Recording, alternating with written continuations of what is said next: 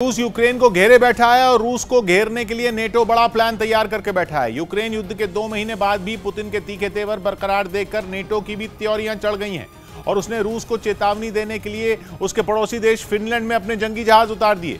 खबर है कि नेटो के 3 जंगी जहाज फिनलैंड की नौसेना के साथ ट्रेनिंग एक्सरसाइज करने के लिए वहां पहुंचे।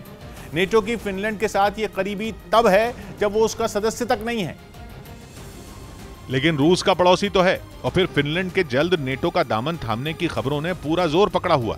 फिनलैंड की प्रधानमंत्री तो 2 हफ्ते पहले ही साफ भी कर चुकी हैं कि वो जल्द अपने देश को नेटो में शामिल कराने पर फैसला लेंगी। बस इसीलिए नेटो फिनलैंड से हाथ मिलाकर रूस से यूक्रेन का हिसाब फिनलैंड में बराबर करने की कोशिश में है, जिसके लिए नेटो के सदस्य देशों लातविया, एस्टोनिया और द नेदरलैंड्स के जंगी जहाज फिनलैंड के दक्षिण पश्चिमी तट पर बसे तुर्कू शहर के बंदरगाह पर पूरी तैयारी के साथ पहुंच भी चुके हैं और 28 अप्रैल से फिनलैंड के 2 जंगी जहाजों के साथ 2 दिन तक एक्सरसाइज करेंगे, ताकि जो रूस आए दिन फिनलैंड को धमकियां दिए जा रहा है वो उसे अकेला ना समझे और उसकी तरफ आंखें उठाकर भी न देखे।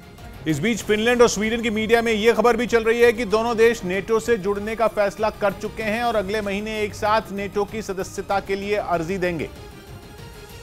जबकि फिनलैंड और स्वीडन रूस के दोनों ही पड़ोसी दूसरे विश्व युद्ध के बाद से कभी भी किसी भी खेमे का हिस्सा नहीं रहे। दोनों नेटो के पार्टनर जरूर हैं, लेकिन कभी उससे सीधे जुड़े नहीं।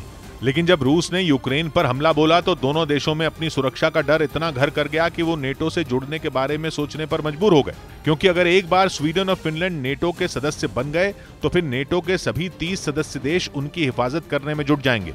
इसकी वजह यह है कि नेटो की संधि ही कहती है कि अगर उसके एक भी सदस्य पर हमला हुआ तो वो उसके सभी 30 सदस्यों पर हमला माना जाएगा और फिर पूरा का पूरा नेटो हमला करने वाले देश पर टूट पड़ेगा। स्वीडन और फिनलैंड को डर ही यही है कि यूक्रेन की तरह रूस कल को उन पर भी हमला न कर दे। इसलिए खबर है कि उन्होंने नेटो से जुड़ने का मन बना लिया, मतलब अमेरिका की टीम में शामिल होने का फैसला कर लिया। और रूस कैसे अपने पड़ोसियों को अपने दुश्मन अमेरिका के पाले में जाने दे, इसलिए वो लगातार स्वीडन और फिनलैंड को नेटो से दूर रहने की धमकी दे रहा है। बल्कि 2 हफ्ते पहले तो पुतिन के खासम खास और रूस के पूर्व राष्ट्रपति दिमित्री मेदवेदेव ने तो दोनों देशों को डराने के लिए अपने परमाणु हथियारों के जखीरे का जिक्र तक छेड़ दिया था। दिमित्री मेदवेदेव रूस की सिक्योरिटी काउंसिल के डिप्टी चेयरमैन का पद संभाल रहे हैं। ऐसे में उन्होंने कहा था कि अगर फिनलैंड और स्वीडन नेटो से जुड़े तो रूस अपनी सुरक्षा के लिए उनके पास के इलाके में परमाणु हथियार उतार देगा। रूस की दिक्कत यह है कि वो अपनी पश्चिमी सीमा पर नेटो देशों से घिरा हुआ है। उसके पड़ोस में नॉर्वे, एस्टोनिया, लातविया, लिथुआनिया और पोलैंड नेटो के सदस्य हैं। बल्कि एस्टोनिया और लातविया तो वो देश हैं जो कि पहले सोवियत संघ का ही हिस्सा थे, लेकिन 2004 में उन्होंने पाला बदल लिया और अमेरिका के खेमे में चले गए। गिनकर बस फिनलैंड, स्वीडन, बेलारूस और यूक्रेन ही हैं जो नेटो का हिस्सा नहीं है। बेलारूस तो रूस का दोस्त है और यूक्रेन को नेटो से जुड़ने से रोकने के लिए तो रूस ने उस पर जंग ही छेड़ी हुई।